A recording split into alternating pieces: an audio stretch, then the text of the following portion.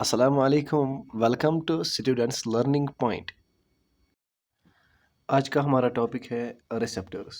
Receptors एक अहम topic आता है हमारे एक 10th के चैप्टर में, जिसका नाम है control and coordination.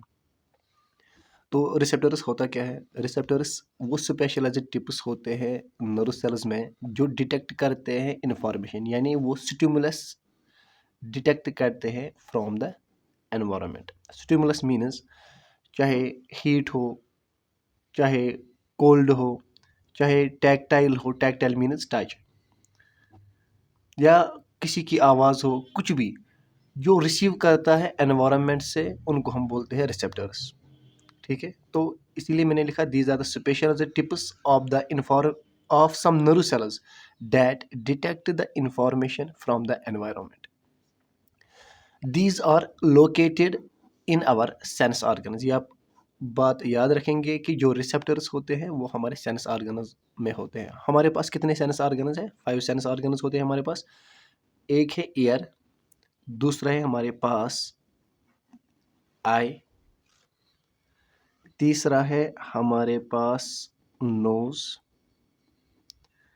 Fourth one हमारे पास है स्किन, और फिफ्थ वन हमारे पास है टंग। ठीक है,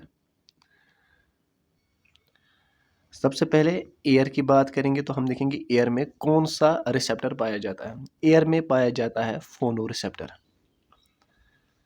फोनो रिसेप्टर जो क्या रिसीव करता है एयर में?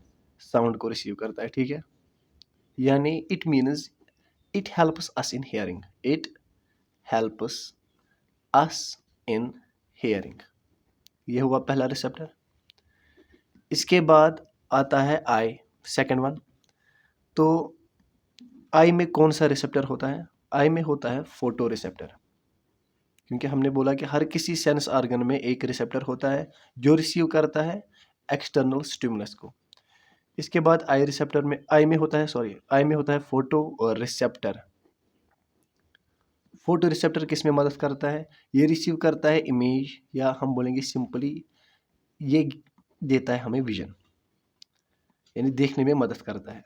इसके बाद थर्ड वन आता है जिसका नाम है नोज। ठीक है, ऑलरेडी मेंशन किया है यहाँ पे थर्ड वन। इसके बाद फोर्थ वन उठाएंगे, फिर फिफ्थ वन। नोज में होता है all factory receptor. All factory receptor जो हमें स्मेल वगैरह में मदद करता है। ठीक है, तो ये किस में मदद करता है? स्मेलिंग में मदद करता है। तो ये रिसीव करता है हमारे एनवायरनमेंट से स्मेल।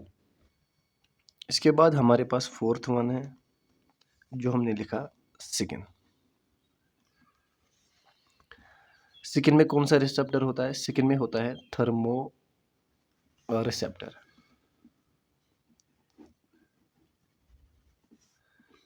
जो सिंपली टेम्परेचर रिसीव करता है एक्सटर्नल एनवायरनमेंट से।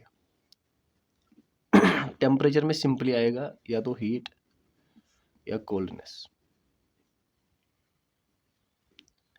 इसके बावजूद इसमें आएगा टैक्टाइल। Tactile means touch. ठीक है, तो ये आता है इसमें। इसके बाद फिफ्थ वन आता है हमारे पास सेंस ऑर्गन, जो हमने लिखा टंग। टंग में कौन सा रिसेप्टर आता है? ये लास्ट वन रिसेप्टर हमारे पास है, क्योंकि हमने बोला था रिसेप्टर कितने होते हैं? 5 होते हैं, क्योंकि ये 5 सेंस ऑर्गन्स में पाए जाते हैं। तो लास्ट वन हमारे पास टंग है। टंग में होता है गस्टैटरी रिसेप्टर।